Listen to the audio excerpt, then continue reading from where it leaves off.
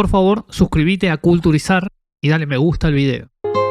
Hola a todos, gracias por estar ahí otra vez. Bienvenidos a Argentina para Armar, bienvenidos al programa de hoy, que es un programa de lujo, porque ustedes y nosotros estamos intentando entendernos, entender a los argentinos, y si se trata de entender nuestra comunicación, cómo hablamos, qué decimos, qué no decimos, cómo somos con las palabras, cómo usamos el lenguaje, qué nos define como argentinos en relación al lenguaje, escuchamos o no escuchamos al otro, son dos monólogos, dos personas que se sientan a hablar, o de verdad nos interesa la opinión del otro. La comunicación en general y en particular, en lo primero de lo que se habla es la palabra, y estas dos personas que están invitadas hoy usan la palabra como un arte, es la herramienta de trabajo, y son dos artistas de la palabra y del lenguaje. Están con nosotros Enrique Pinti y Alejandro Dolina, que no necesitan presentación, que son dos personas de nuestra cultura a quienes podríamos escuchar durante horas y horas. De hecho lo hacemos, podemos ir a ver el espectáculo de Pinti tantas veces como hemos ido y volver y escuchar a Dolina hasta quedarnos dormidos todas las noches desde hace 20 años y más. Son dos personas representativas de nuestra cultura y de nuestra palabra, y que están tan incorporadas como mamá y papá a cada uno de nosotros. De todos modos los voy a presentar para quien no sabe el currículum, pues es lindo además, ¿no? Sí, escuchar, decir, por ejemplo, una vez más, que uno es uno de los mejores humoristas del país. Pero... y más, en realidad, ¿no? Porque para muchos es el humorista, sobre todo de monólogo político. Nadie como él hace el monólogo político, el monólogo histórico nacional que hace Pinti desde hace tantos años, y que con Salsa Criolla batió absolutamente todos los récords, récord de la industria teatral, ¿no? Récord, sí. No es un sober. Es verdad. No, es verdad, 10 años. 10 años y 3.000 funciones, ¿no? 10 años, 3.000 funciones, 3 millones de espectadores. Y después hizo miles de obras y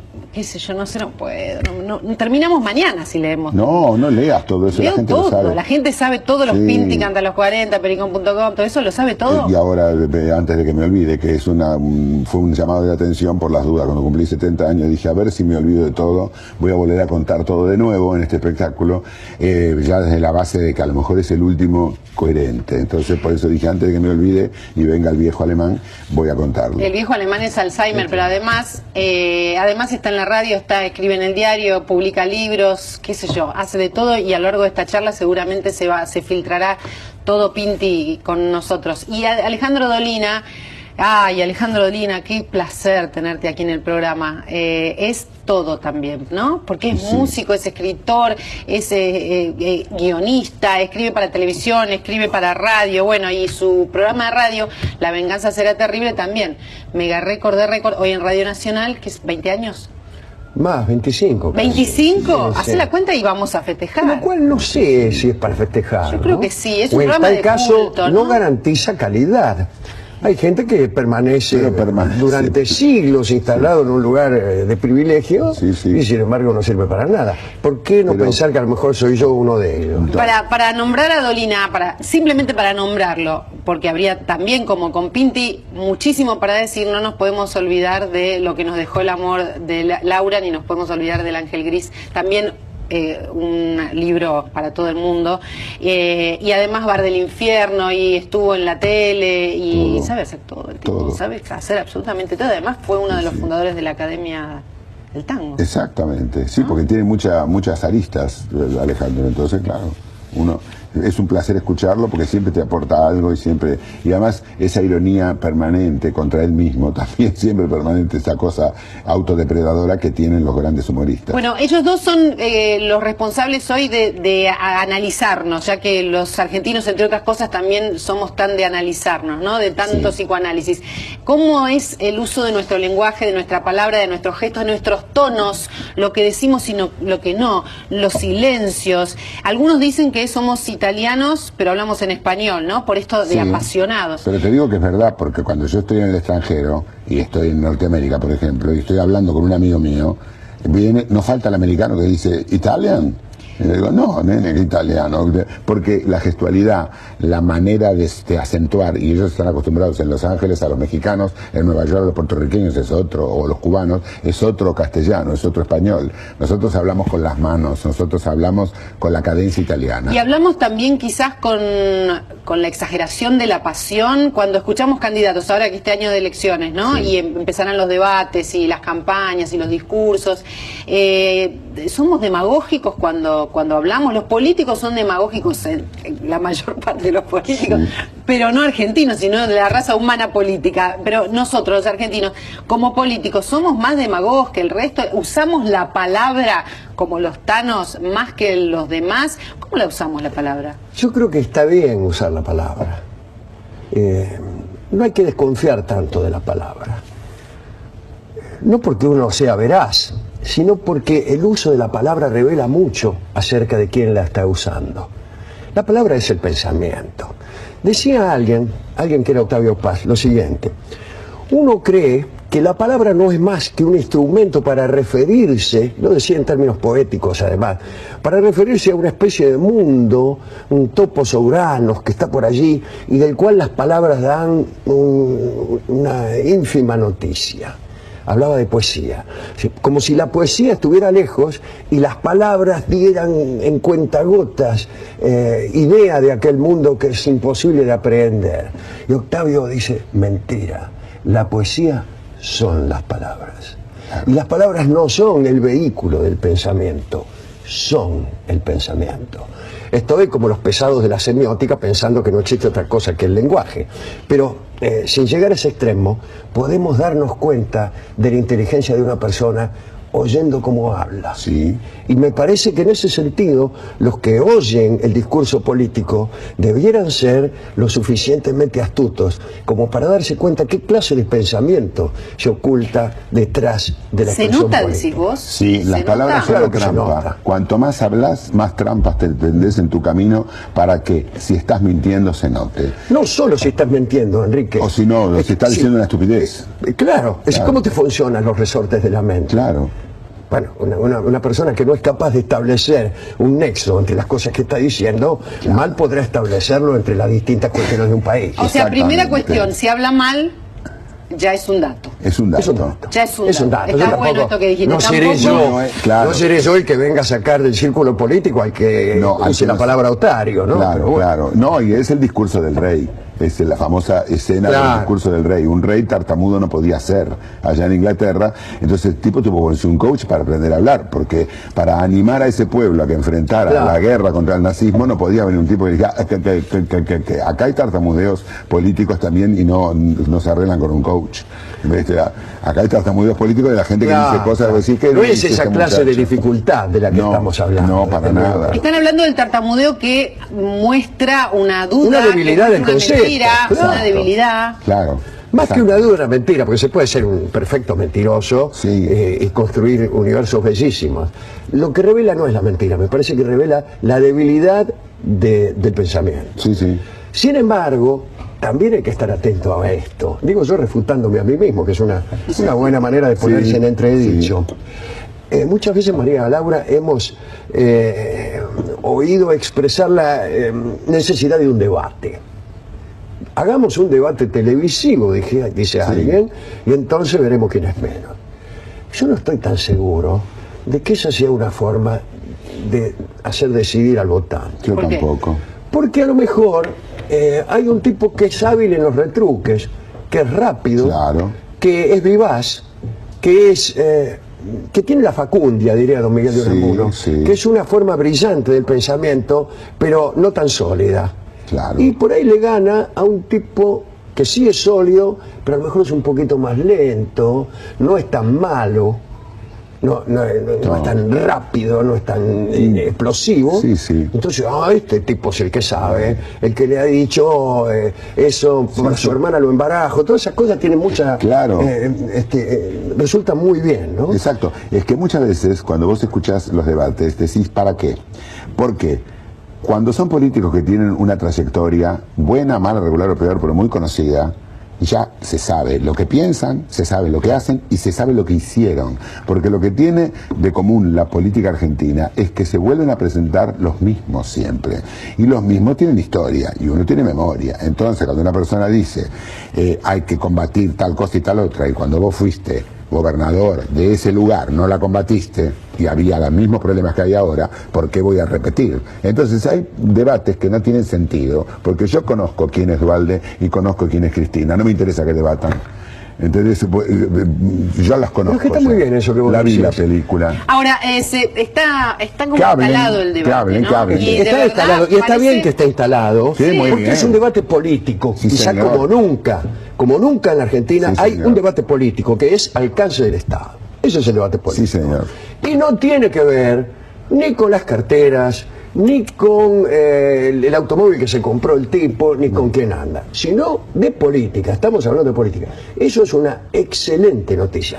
Por eso el debate hace correr el riesgo de que pequeñas chicanas verbales Exacto. hagan palidecer las realidades de las políticas que cada uno ofrece. Así que es mejor a veces votar por el que más se te parece. Claro. El que más se te parece, Claro, qué bueno. claro, el que más se El te que defiende tus Bueno, intereses. Claro, ¿Qué es esto? claro. Si vos sos... Es distinto igual. Si El que vos más sos- se te parece y el que defiende tus intereses es distinto. Es distinto, pero es parecido. Es parecido, Ambas cosas tienen porque que vos ser. también cuidás tus intereses y mejor que vos no lo va a cuidar nadie, entonces evidentemente una persona tiene tus mismos, vos te reconoces en esa persona, seguramente vas a votar por identificación. Cuando los políticos son jóvenes o no han hecho gestión, sí es importante el debate, porque es la presentación en sociedad, como para que uno sepan de dónde vienen, quiénes son, y sería muy importante que digan de dónde vienen y quiénes son, de dónde han venido, porque los cambios son siempre muy interesantes, pero cuando los cambios son de panqueque, así es bueno que la gente diga, bueno, yo me eduqué con fulano de tal y ahora estoy con este fulano de tal, porque si no, sé igual y Minguito era un genio, pero bueno, dejémoslo ahí, no es igual. También uno tiene que pensar, Enrique, de dónde viene uno. Ah, sí, ni hablar. No está mal para votar pensar en uno, Y sí. en vez de detenerse a recorrer vidrieras. No es la forma de votar, nadie vota así. No. Me dijo una chica a mí hace mucho tiempo, mirá, dice, yo trabajo en educación, entonces leí las plataformas de todos y voy a votar por fulano que es el que mejor plataforma de educación tiene. No es un supermercado. No. No, ¿qué es esto? ¿Qué estoy eligiendo mirando vidrieras?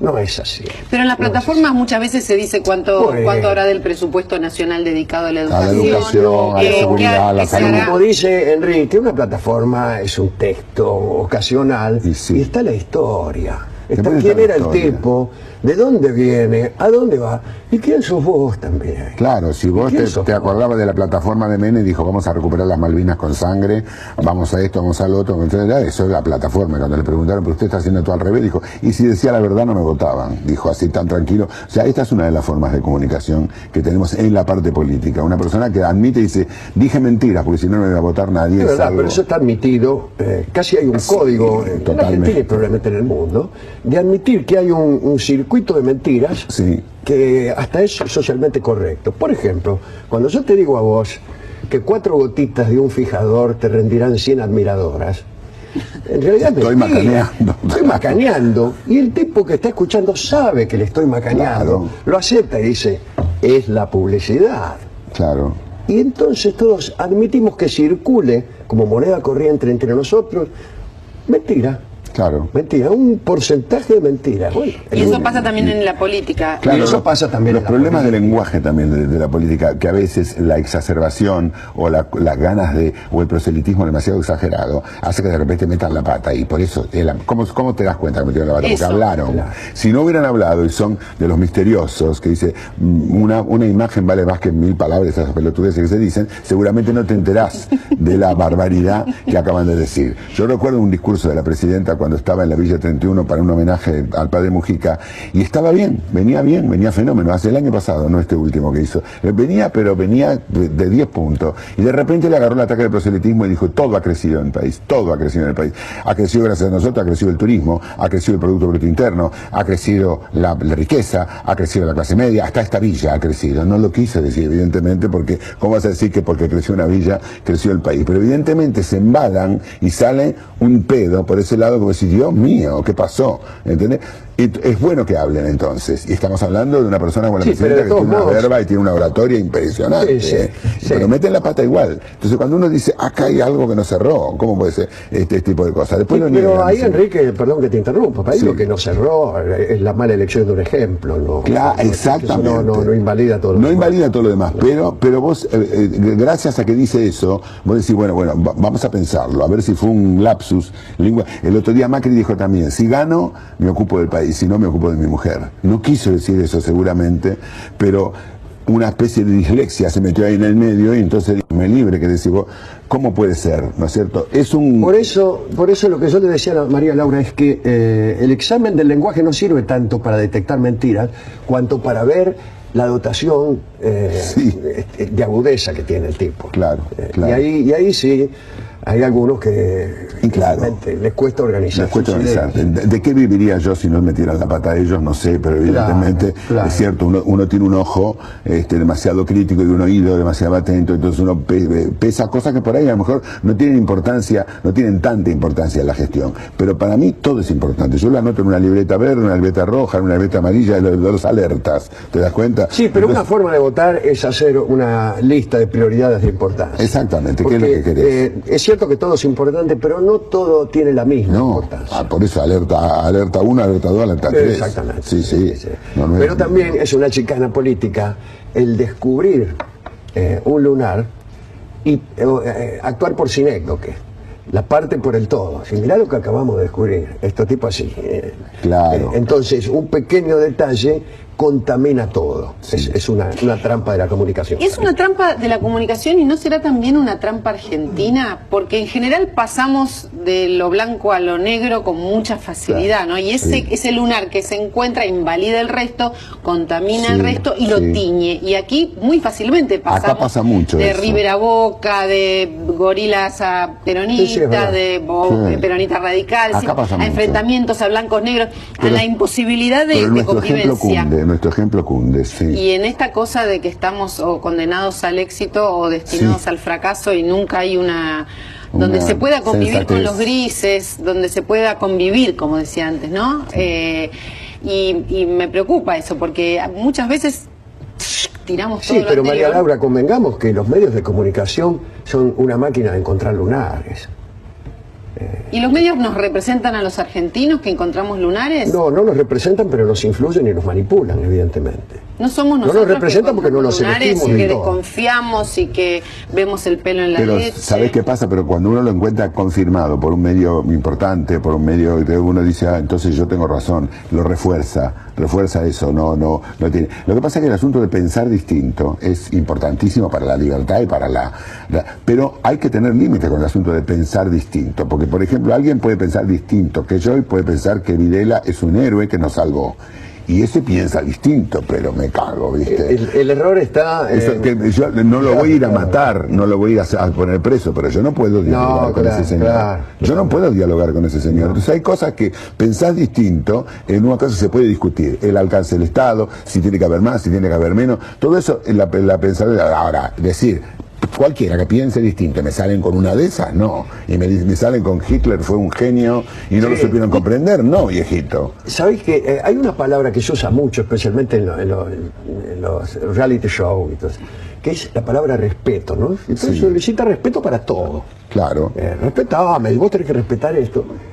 Y tenemos que admitir que hay algunas personas y algunas ideas que no son respetables. Y como dice Pinti, no los vamos a poner presos. No. Pero tampoco le vamos a dar una entidad, un espacio de igualdad con una persona tolerante. Si un tipo piensa que está bien la violación de niños, claro, esa no es una idea respetable. No es una idea respetable. No de pedir respetabilidad para cualquier... y siempre te contestan diciendo, bueno, esos son delitos. Y lo otro también es delito. Lo otro también es delito. Haber abusado del poder en un momento es un delito. Exactamente, porque la pregunta es, ¿y dónde está la diferencia en qué la marca? Respuesta, la ley. La ley, claro. Es la ley la diferencia. ¿Y qué sintieron ustedes cuando se instó a la posibilidad de que Vargas Llosa no abriera la Feria del Libro? No, yo lo rechacé desde lo más profundo de mi ser, pues es una estupidez eso. ¿Cómo vas a decir pero que no? Es que nadie hizo ningún rechazo, ¿eh? No, hubo un grupito de gente que sí. Un grupo, pero que no pretendió prohibirlo ni nada. Yo creo que eso está suficientemente creo que esclarecido. Pero bueno, Horacio González abrió la polémica. Hay un ejemplo de Lunar. Se produce una torpeza de Horacio, que es un gran escritor. Pero que de ningún modo instó a la prohibición. Pero Horacio González después se dijo en estos mismos foros que se lo iba a vetar, se lo iba a prohibir. Nadie lo va a prohibir. Es una barbaridad. Imagínate que eso sí que sería una aberración total y absoluta, porque él tiene todo el derecho del mundo a pensar lo que quiera, es el Premio Nobel de Literatura y tiene una producción literaria que hace callar a cualquiera. Entonces, evidentemente, ¿cómo no va a hablar? Ahora, después... pero quiero contestarle a Alejandro. No creo que sea ver el Lunar. Horacio González es un respetadísimo intelectual, director de la Biblioteca Nacional, y abrió la polémica, ¿no? ¿Qué hacer frente a un escritor que tiene ideas políticas que para muchos son antipopulares, digamos, ¿no? Sí. Y se abrió una polémica y bueno, me interesaba el punto de vista. Yo creo que debe hablar y que no hay que restringir a ninguno. Para nada. Y después en todo caso... Pero también creo que inmediatamente se asumió que eso implicaba la solicitud de un veto oficial, que implicaba la prohibición de que él hablara, que yo creo que fue un error gravísimo de quien propuso eso. Total. Pero que no iban tan lejos, que desde luego no y además nadie quería uno tiene prohibirlo, derecho a después, una vez que hable, a comentar el discurso y a decir, bueno, estoy de acuerdo con lo que dijo, no estoy de acuerdo con lo que dijo, esto era un premio, esto es una feria del libro, esto es una feria literaria y él habló de otra cosa que no de la literatura. No, pero está bien. ¿Cómo no va a hablar de política? ¿Cómo no va a hablar de política? Y claro, nadie dice tampoco que no deba hablar de política. Claro, son sus ideas. Va a hablar de política. Que eso es otra cosa. Las ideas de Vargas Llosa puedo yo no estar de acuerdo, pero no es lo mismo que las ideas hitlerianas. Para nada. No es para nada. Pero son ideas, evidentemente. Son ideas que... Varios figurines atrasados. Sí, claro que sí. Pero bueno, esa es la opinión de uno. Pero hay millones de personas que piensan como él. Desde luego, está bien. Estuvo bueno lo que dijo Joaquín Sabina, ¿no? Que él a los amigos no le pide una credencial sobre cuál es su idea política. Sí, Sabina lo dijo que era amigo de toda la vida y que bueno, vuelco a hacer lo demás, no le borró. Yo creo que hace mal Sabina, porque podría encontrarse con que algún amigo ha estado allí donde dice. Claro, por eso digo que hay límites. Cuando un amigo ha sido cómplice de crímenes de lesa humanidad, más vale pedirle la credencial. Deja de ser mi amigo, claro. Evidentemente, porque yo no puedo ser amigo de una persona que haya contribuido a crímenes de lesa humanidad, a torturas, a muerte. Pero sí puedo ser amigo de un liberal. Por supuesto. Si no estamos fritos, estamos encerrados. Bueno, sería. Si no estamos encerrados en un manicomio directamente, tenés que pensar de una sola manera, es lo que yo no quiero. No quiero que me lo hagan a mí, no se lo hagan a nadie. Pero es que además, si uno fuera así, realmente estaría señalando el triunfo de aquellos que uno está combatiendo políticamente. Exactamente. Si uno fuera intolerante, estaría ganando Videla. Exacto. La intolerancia es algo que realmente ha tenido la política argentina de los últimos años, porque venimos de tanta represión, de tanto desbande, porque represión, después desbande, hiperinflaciones, operaciones, venimos de una cosa tan desbordada, que por eso tenemos una comunicación tan desbordada también, por eso no dejamos hablar al otro, por eso hablamos al mismo tiempo, por eso nos encerramos en las estructuras y dicen, eso no me lo digas, estamos demasiado cerrados porque nuestra historia ha sido una historia muy... si vos la vas a comparar con la historia de España de la primera mitad del siglo XX, ha sido un vodevil. Si la vas a comparar con la historia de Alemania, también. Pero no podés negar que acá hubo una historia tétrica, horrible, oscura y espantosa que de alguna manera nos marcó a fuego. ¿Cómo se hace para desarmar el discurso intolerante cuando uno lo ve, lo escucha, ¿no? De parte de los que tienen que dar el ejemplo. Mira, primero hay que resistir la tentación de combatirlo con otra intolerancia. Exactamente. Y yo creo que la inteligencia no está mal. La inteligencia, la persuasión, Sí, lo que te dicen los médicos. Y en última instancia está la ley para ver. Exacto, es lo que te dicen los médicos. Tenés problema de las piernas, camine, boludo. Camine, porque si usted se queda sentado va a tener cada vez más problemas de piernas. Entonces, ¿y al intolerante entonces? No, a la intolerancia hay que vencerla con democracia. Pero con tolerancia, caminá, pues no nos va a salir bien de la primera ni de la segunda. Ahí cerca de mi casa viven unas viejas que son casi el ejemplo de lo que suele ocurrir con cierta clase media argentina, que es muy quisquillosa, que enseguida sospecha, es suspicaz. Sí. Entonces ven un tipo que pasa por esto, evidentemente es un ladrón. Ven un tipo que asume, evidentemente es un chorro. Ven un tipo por televisión y evidentemente miente. Entonces tienen una sensación de rechazo contra la sociedad. ¿Y cómo se persuade esa vieja? Y con la inteligencia en acción. ¿Por ejemplo? Por ejemplo, gobernando, haciendo cosas, escribiendo buenos libros, haciendo bien todo lo que uno hace. ¿Y se las persuade? Por lo menos se intenta. No es que se intenta. En el largo tiempo, eso persuade. Yo creo en eso. Sí, yo también. Yo creo, pero absolutamente. No que lo vas a convencer en media hora. El que quiere convencer en media hora no te quiere convencer, te quiere intimidar. Claro. En media hora no se convence a nadie. Pero en 20 años de tarea fructífera, a lo mejor se convence de que ese tipo que vive enfrente de la casa, por ahí toca bien la guitarra, aunque ella decía que no. Claro. Que ese tipo que ella denostaba en el ejercicio de un legislador, después de 20 años dice, este está bien. Pero convencer a fuerza de grito y a fuerza de intimidación no se puede. No se puede. Porque eso es lo que hacen ellos. Sí. El juicio a priori. Ese que ven ahí, seguro que tal cosa. Seguro que es un ladrón. Bueno, no podés decirle, seguro que no lo veis. Tenés que emplear otra metodología y para mí la inteligencia en acción es la única. Está bueno eso de la inteligencia en acción, pero además hay algunas capacidades que no han sido muy desarrolladas en la Argentina, ¿no? La tolerancia, decíamos, la paciencia. La tolerancia, la falta de prejuicio, es decir, la falta de prejuicio. No considerar a la persona que es totalmente diferente a vos, no considerarla como un enemigo, ni como un bicho, ni como un monstruo. Hay que ver que es... ¿Viste? Hay una desconfianza a la elección sexual diferente, no a la elección, porque no es una elección, digamos, a la conducta que sale. Hay una cosa así, son travestis. ¿Y qué pasa? Seguramente no tiene nada de malo ni de bueno ser eso, pero hay gente que dice, ¿y qué querés? A veces estaba frecuentado por travestis, por gente de la noche, y que espera un poco, que no todo el mundo es igual. Pero no 10 personas, millones.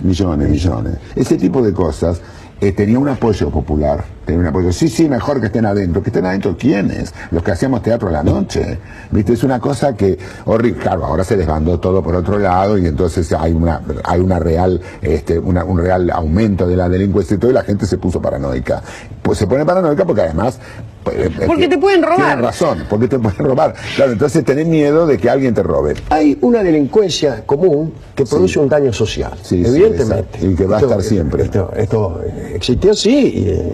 Yo no sé si ahora hay más delincuencia que antes, no lo sé. Habría que simplemente fácil, hay que ver las estadísticas. Pero hay también una delincuencia que produce un daño mucho mayor, que es una delincuencia que no está en los tipos que afanan autos, ni en los escruchantes, ni en los tipos que te asaltan. Sino está, por ejemplo, en los tipos que mediante un negocio ilícito de hipotecas hacen saltar una crisis mundial y dejan a millones de personas sin trabajo. Desde luego. Y el daño social ese es mucho mayor. Yo no estoy diciendo que haya que abandonar la persecución de los delincuentes comunes, del modo que sea. O sea, no creo tampoco que la falta de vigilantes sea una solución. Pero no hay insistencia sobre esa clase de delito, que es el delito económico, el delito mayor, y esos tipos no están en cana ni tampoco están viviendo... Están dando conferencias a 20 lucas verdes. Están en los hoteles más caros del mundo. Creo que antes la violencia que existe estaba encapsulada, no vayas por ese barrio, ahora se desparramó, pero eso tiene razones sociales, políticas y económicas, no sale de la nada, ni sale de que no hay vigilantes, sale de que no se cumple la pirámide. Si no se cumple la ley de arriba, abajo llega totalmente deformado. Pero si vos dejás fuera del circuito de consumo a millones y millones de personas, y sí, en algún momento algo va a pasar. Es lo que digo, si la Constitución Nacional Nacional Argentina, que es la máxima ley, te dice que por ser argentino vos tenés derecho a una vivienda digna, a un salario justo y a un trabajo, y no te dan ninguna de esas cosas a millones de personas, el que está abajo no le podés decir cumplir la ley, negro, porque está ahí abajo, claro, sin escuela, sin límite, sin que tu vida valga nada para él, porque la de él no vale nada tampoco. Entonces hay una serie de explicaciones que siempre suben del poder grande, del poder superpoder, del poder nacional, y va abajo, en esa pirámide baja toda la mierda, y la mierda le toca al de abajo, y cuando la gente está rodeada de mierda, hace mierda. Pero insisto que a veces el delito está cometido también allí en los primeros escalones de la pirámide. Claro, yo se lo señalo cuando estoy en el escenario, le digo que la gente no lee los clásicos, ni los jóvenes ni los viejos, nadie lee los clásicos. Al no leer los clásicos creen que la mierda se inventó en la segunda mitad del siglo XX y comienzo del siglo XXI, y dice, me tocó a mí, no, boludo, le tocó a los griegos, le tocó. Cuando yo cuento Los Miserables, ahí, ¿se acuerdan lo que? Porque yo le digo, los pibes no saben que es Los Miserables, y los políticos no, boludo, Los Miserables, la comedia musical, no, sí, pero la comedia musical se basa en una obra de Víctor Hugo Morales, no, entonces, cuando vienen todas esas cosas así espantosas, le digo, bueno, les voy a contar el argumento de Los Miserables para que vean. Es un señor, Jean Valjean, que en medio de una crisis económica, porque la máquina reemplaza al hombre, la revolución industrial, les suena, les digo, mucha gente se queda sin trabajo, les suena, y él está en una ciudad magnífica como París, llena de ratas y delincuentes. ¿Le suena? Ese señor que está desesperado porque su familia está desnutrida, ¿le suena? Desnutrido también, comete el crimen de agarrar una piedra, romper una vidriera de una panadería para dar un cacho de pan. Por eso le dan 20 años de cárcel, penalizan su pobreza, lo vuelven loco, y solo el tipo, cuando se escapa, vuelve a la buena senda, que es la paciencia, cuando le roba unos candelabros de plata a un cura, y viene la policía y el cura dice, se los regalé. Entonces, cuando ve ese ejemplo de misericordia en alguien que significa el poder, Jean Valjean se corrige, Jean Valjean sabe lo que tiene que hacer. Se corrige a pesar del rencor, lo rodea el rencor, lo traiciona, lo Thenardier, todo eso, todo. Y sin embargo, él preserva esa dignidad. Exacto. Pero es muy difícil ser Jean Valjean. Muy difícil. Por eso hay que leer esa obra y ver qué pasa y ver que los procesos se repiten y se repiten y se repiten, y que la única solución, entre comillas, es la paciencia, la misericordia y volver a empezar. Y bueno, ¿cómo se lo decís a un pobre desgraciado que está ahí abajo? Pero Jean Valjean también estuvo abajo y salió. La responsabilidad es los de arriba, dijo Dolina, y tiene razón. Son los que están más arriba los que van a decidir nuestros destinos, o por lo menos tienen mucho para decidir. La pregunta es si el diálogo es posible, por ejemplo, entre los dirigentes, porque la palabra era la excusa, el lenguaje, la comunicación, y si es posible cuando a veces hay dos miradas contrapuestas, dos proyectos contrapuestos. ¿Qué cosas debieran ser innegociables en un diálogo político argentino? Después de la pausa. Culturizar. Acá el diálogo sigue, acá sí es posible el diálogo. Sí. Y Enrique está diciendo una pequeña cosa que yo ya mismo le voy a refutar, porque él dice, yo a esta edad, no hay una edad que te da una patente de algo. Hay una edad, pero hay una acumulación de experiencia. Ya lo que te digo yo, una cosa es cuando uno ve y ve y ve. Yo nunca pensé que iba a ser mayor que los gobernantes. Para mí los gobernantes siempre eran unos viejos de mierda que estaban ahí. De pronto no tomaba conciencia de mi edad. Ahora yo soy mucho mayor. Entonces cuando por ahí me dicen, acá llueve mucho este año, por eso se inunda. Digo, no, hijo de la gran puta, porque yo tengo 71 años de porteño, y yo me acuerdo de hace 65 años llovía igual, y se inundaba nada más que Avellaneda, La Boca y Barraca, que varias veces me tuve que quedar en la casa de mi tía en Avellaneda porque no podíamos volver. Hablando de Roma. Ahora se inunda Palermo, un piso 24, entonces, ¿qué me están contando? ¿En qué nos tenemos que poner de acuerdo, sí o sí todos, y sobre todo los dirigentes, para que después, gane quien gane, no se cambie la cosa, no cambie la Argentina, no nos agarra este miedo que nos agarra siempre, con razón, porque cambiaron todas las reglas del juego? Para armar la Argentina y que algo quede armado, ¿cuáles son los acuerdos que no hay que negociar? Por ejemplo, me sale el Feliz Domingo, ¿no? Sí. Por ejemplo, el Estado. El Estado. Que existe el Estado, ¿no? ¿Qué cosas no se negocian más? Yo no sé si es deseable que nada cambie. No dije eso. ¿Qué cosas para ustedes básicas hay que acordar, más allá de los cambios que haya después? La democracia. La democracia. La democracia, las garantías y las libertades individuales. Desde luego. Y después algo que es muy difícil de acordar porque es el centro de la discusión, que es el Estado. El Estado. Lo que tiene que proporcionar el Estado, sin pedirte nada a cambio, eso es lo fundamental. La paz, el trabajo y la libertad. Y el trabajo que no sea la recompensa por un voto. Y el trabajo que no sea el trabajo que surja de las necesidades del país y de tus habilidades, y de tus posibilidades y tu necesidad. Yo creo que con paz, trabajo y libertad, esto sí, no hay que negociar. Pero es cierto que hay no es fácil. Muchas miradas sobre el Estado, ¿no? Porque el tema es esto, el tema es una discusión de políticas. Claro. Es decir, está bien, todos queremos trabajo, todos queremos paz, todos queremos libertad. Eso es cierto. O sea, la democracia se puede acordar más allá de una política liberal o una política estatista. Pero después estamos ante una disyuntiva. O bien dejamos que el mercado haga lo suyo, si es que creemos, y podemos creerlo legítimamente, que el liberalismo propende a un crecimiento de los recursos y que por derrame las clases populares van a recibir lo suyo. Uno puede pensar eso. Sí, yo no, pero hay quien puede pensarlo.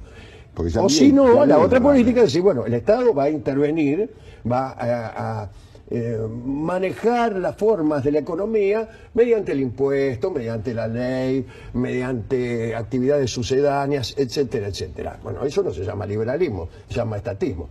Eso lo tenemos que elegir, eso se elige en elecciones, no lo podés acordar antes. Lo que sí podés acordar antes es relativamente poco y mucho, que es lo individual. La democracia, la construcción de una ciudadanía cada vez más intensa, más participativa. Y que no se cierre fuente de trabajo sobre todo, porque si sí, pero que la fuente de trabajo ya es una cuestión política. Claro. Ya son políticas. Claro. ¿Cómo conseguir? ¿Cómo aumentar los puestos de trabajo? Bueno, qué sé yo.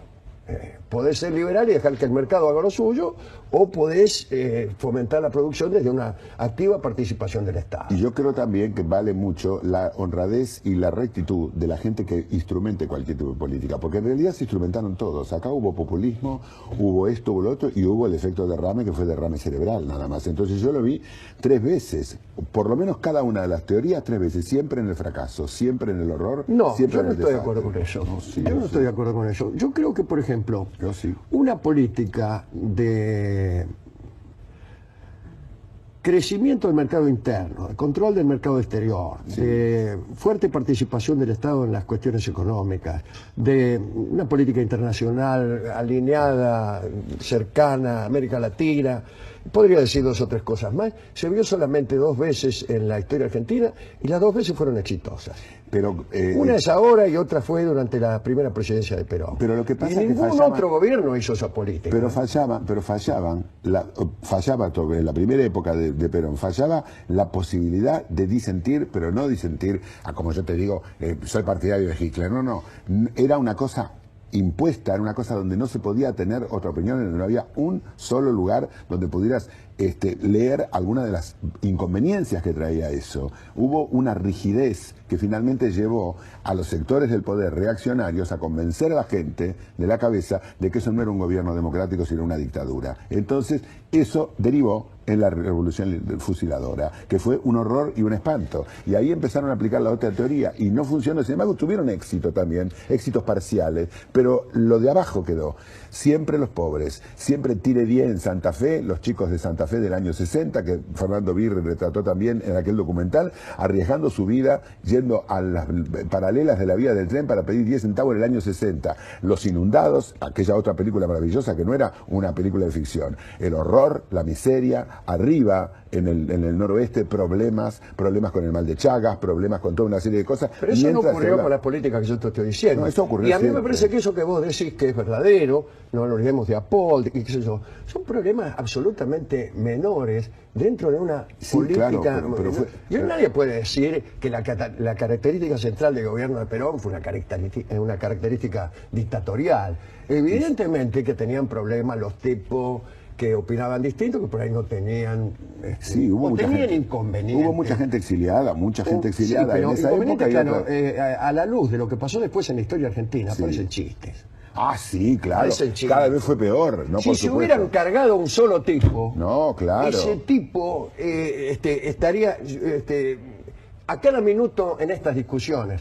Aparecería su nombre en todas las discusiones. Eso desde luego ha ido creciendo, pero durante mucho tiempo yo me tuve que comer el cuento también de que, como yo no había nacido, me tenía que callar, que la época de los conservadores era una prosperidad total y absoluta, y yo sabía lo que había pasado, después me entero lo que había pasado en los Valles Calchaquíes, lo que había pasado en el Impenetrable del Chaco en la época de los conservadores, que parecía que era la Argentina promesa, todo el mundo venía a las zonas ricas del campo argentino y a los centros urbanos. La Argentina próspera, pero ¿para quién? ¿Pero para quién? ¿Entendés? Entonces, o sea, vos leías las estadísticas, María Laura, pues, mirá vos, el 12º país del mundo, claro, como si el mundo fuera el campeonato de fútbol, ¿no? Octavo potencia del mundo. No sé, qué sé yo. Pero claro, pero la guita que la tenía. Y es cierto, como contrapartida, es cierto lo que vos decís, un lunar vergonzoso en la historia de como contrapartida de la primera presidencia de Perón, claro, ese asunto de la prensa dirigido por Apolo. Claro, y como contrapartida también te digo, en esa época horrorosa de los conservadores, fue donde vinieron todos nuestros abuelos y bisabuelos inmigrantes y de la nada tuvieron un negocito y pudieron salir adelante y que sus hijos fueron todos a la universidad. Entonces, es todo tan ni blanco ni negro, es todo tan gris que uno tiene que tener cuidado siempre, ¿no es cierto?, de la glorificación y de la demonización. Seguro, pero hay por eso razón. Sigo pensando que tiene que haber la chance de algunos acuerdos. Sobre todo teniendo en cuenta que sería ideal. Radicales, peronistas, socialistas y todas las fuerzas que existan en general, el pueblo argentino quiere algunas cosas en común, ¿no? Porque tiene una historia común, el socialismo, el peronismo común y el radicalismo tienen una raíz común de movimientos populares que se contraponen a los conservadores y a los liberales económicos, no a los liberales políticos. Claro. Entonces, evidentemente, creo que el pacto, y yo creo que si vos al argentino le exprimís un poquito, tiene un socialista, un peronista y un radical metido en el corazón mucho más que un despiadado conservador. Lo tiene más. Es cuestión de que esa gente pacte y se deje de pelotudear a ver quién tiene el sillón de Rivadavia o quién no lo tiene, sino que las fuerzas progresistas de la República Argentina sean mayoría de una vez. Y entonces, seguramente, sin estarse peleando por tonterías, creo que el argentino tiene un costadito social peronista radical adentro. Me parece es un poco radiceta, un poco socialista. Vos nombrás Palacio, todo el mundo lo aplaude. Yo, mirá, que lo digo en el espectáculo y jóvenes viejos aplauden. Ese era bueno, ¿entendés? Entonces tenemos como una Juan B. Justo, la señora Moró de Justo. Vos nombrás un montón de gente que hizo cosas, ¿no?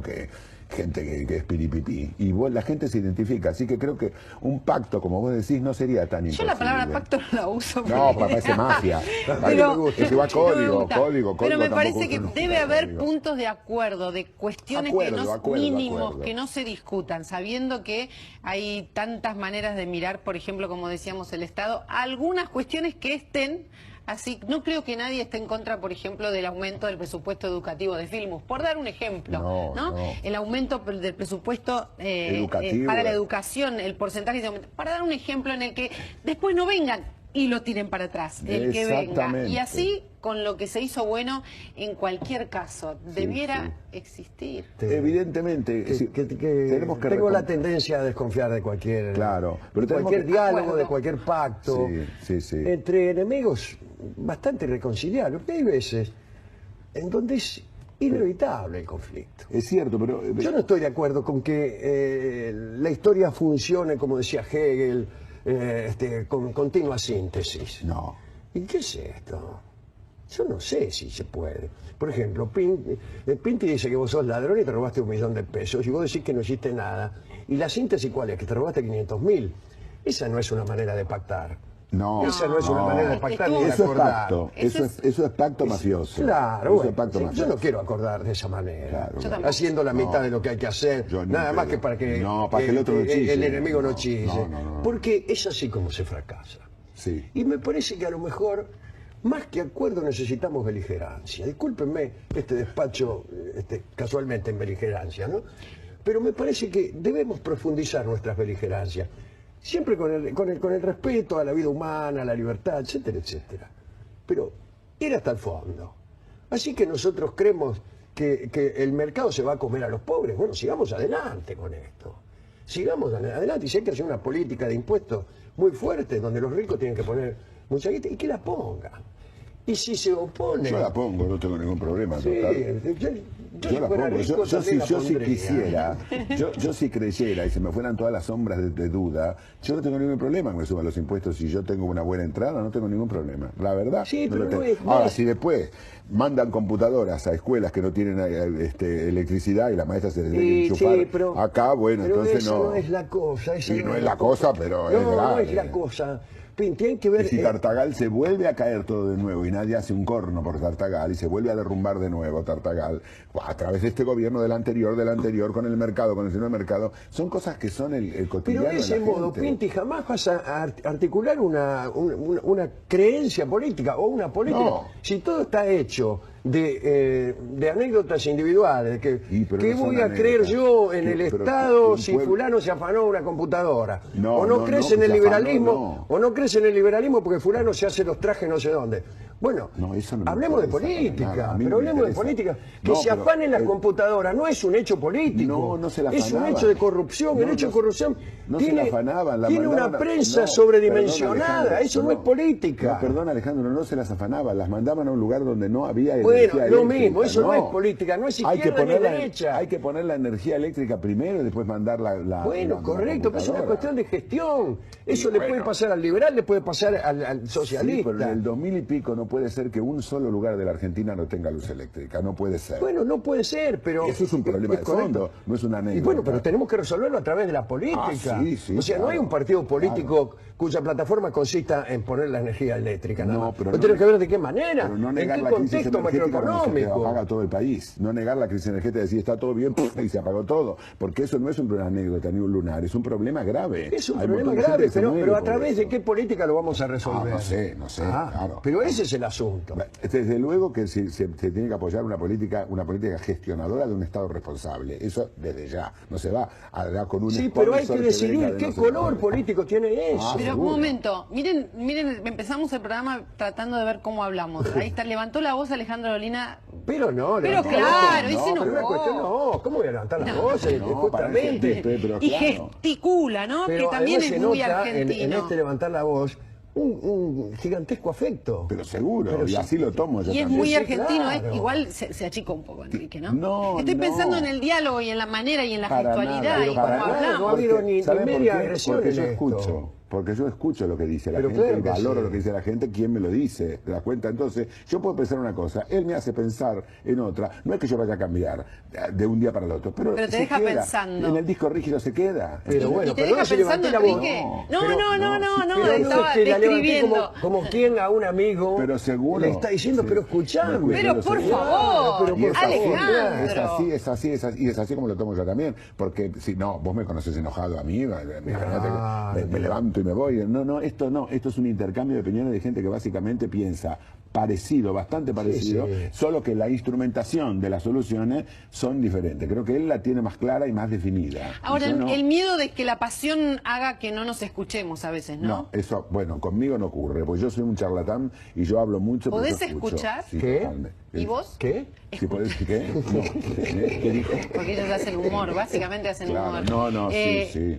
Pero ¿es difícil escuchar para vos o no? Escuchar la opinión de otro y que transpire esa opinión, que te llegue, o no, o como Enrique, a esta altura de mi vida. No, a esta altura de mi vida no me banco las cosas que he visto que se hicieron mal, por la misma gente por lo menos. La respuesta honesta es que no lo sé. Me gustaría poder contestarte que sí. Pero no sabes. Pero no lo sé. No lo sé. Todos dicen saber escuchar, todos dicen ser ecuánimes. Y todos dicen estar abiertos a las opiniones ajenas. Bueno, claro, pero y yo quisiera eso. Sí, es difícil, ¿no? Ardientemente que sí fuera. Pero por ahí no lo es. Así y es más, por ahí todo esto que he dicho tiene alguna equivocación central. Qué sé yo, que yo no registro. Yo también, qué sé yo. Yo qué sé. Uno opina, pero uno opina y escucha. Y uno escucha y bueno, finalmente después la vida te va enseñando tus errores y tus apreciaciones correctas o incorrectas con los resultados prácticos directamente. Quiero compartir con ustedes los auspicios de Argentina para Armar, pero antes este comentario de Dolina que nos da tanto placer. Ojalá uno se cruzara todo el tiempo con alguien que dice, y quizás me equivoqué en lo que acabo de decir. Pero es que y esa duda permanente, muy bien, maravillosa. María. Los auspicios.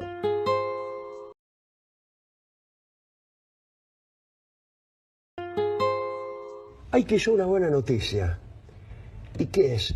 Si nos ponemos en entredicho nosotros mismos, claro, estamos en un buen primer escalón para empezar a dialogar. ¿Uno con uno mismo? Uno con uno mismo, sí, y no estar persuadidos. no. Es una palabra muy común en el discurso político. Sí. Estoy persuadido de esto o de aquello. Yo preferiría no estar tan persuadido y estar abierto a la recepción de nuevas ideas y de nuevos puntos de vista. Pero dudás de estarlo, dudás, porque sabés que uno... O sea, yo no estoy siempre persuadido puede. enteramente de lo que digo, porque solo los locos lo están. Claro, o los fanáticos. O los fanáticos. Entonces no estaría mal, para el comienzo de ese diálogo que vos querés, y que yo no tanto, Yo creo que sí, ¿eh? ponerse uno en Yo creo que sí entredicho. querés, yo creo que sí Ponerse uno en entredicho. Mira si yo soy un tonto y todo lo que estoy diciendo parte de una convicción equivocada.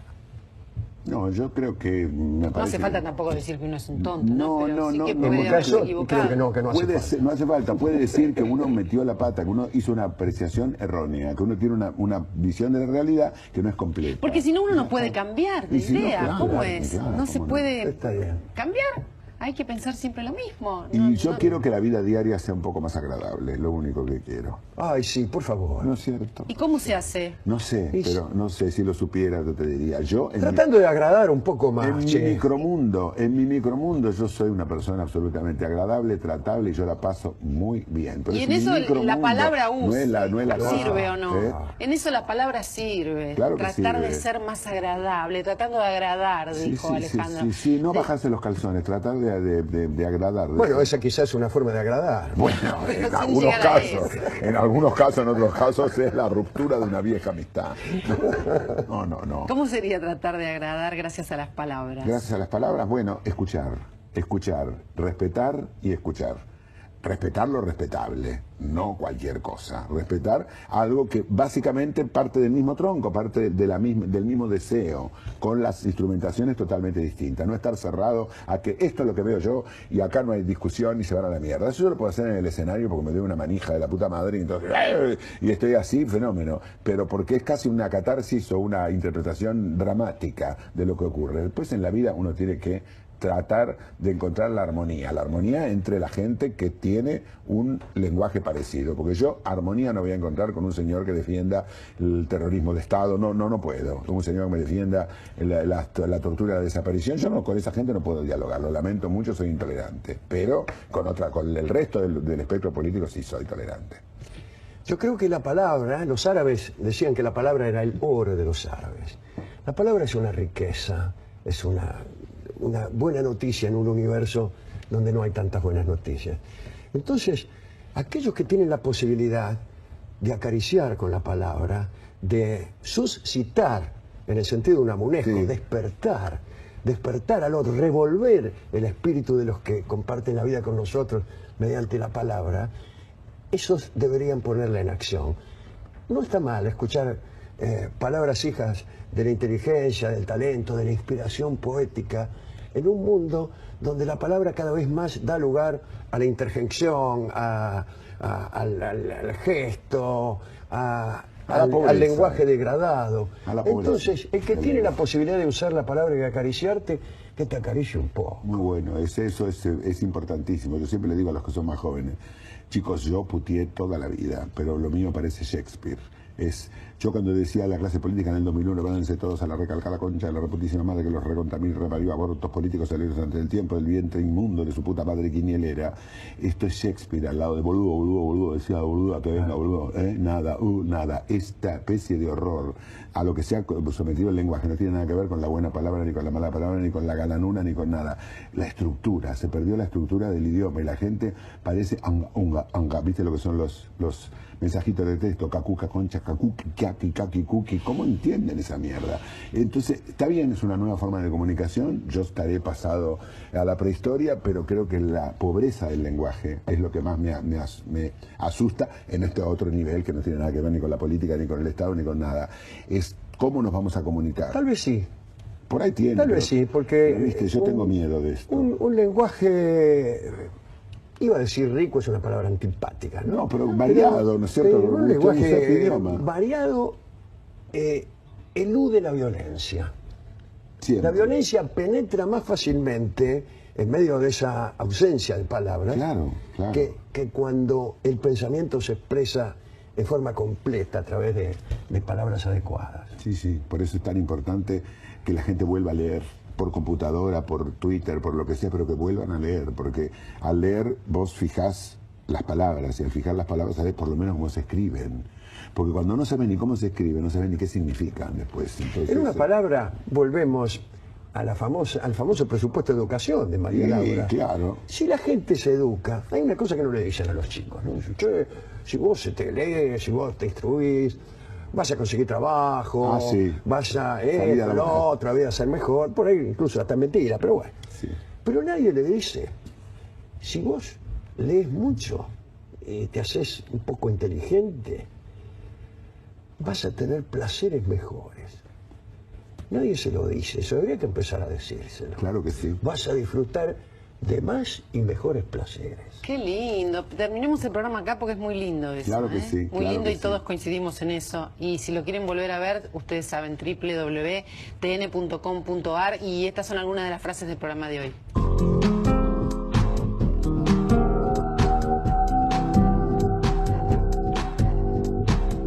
Los argentinos hablamos con la exageración de la pasión.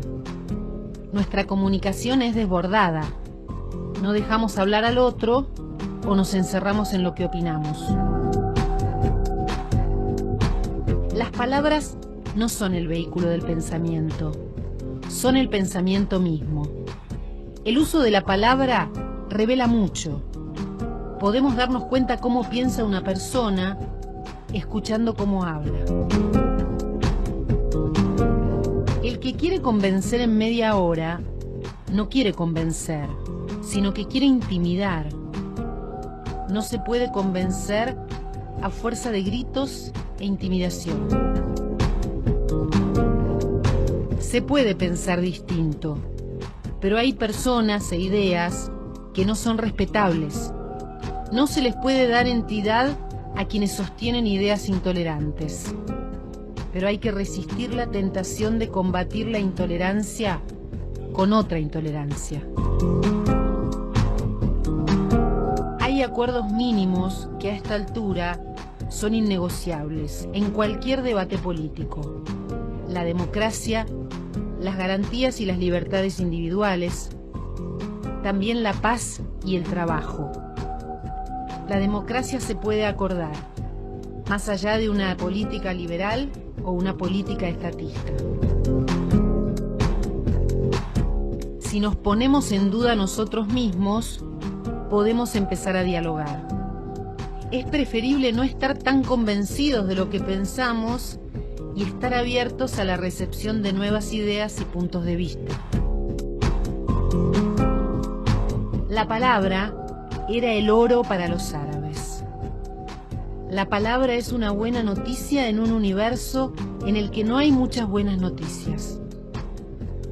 Por eso aquellos que tienen la posibilidad de acariciar con la palabra, de despertar al otro, deben ponerla en acción.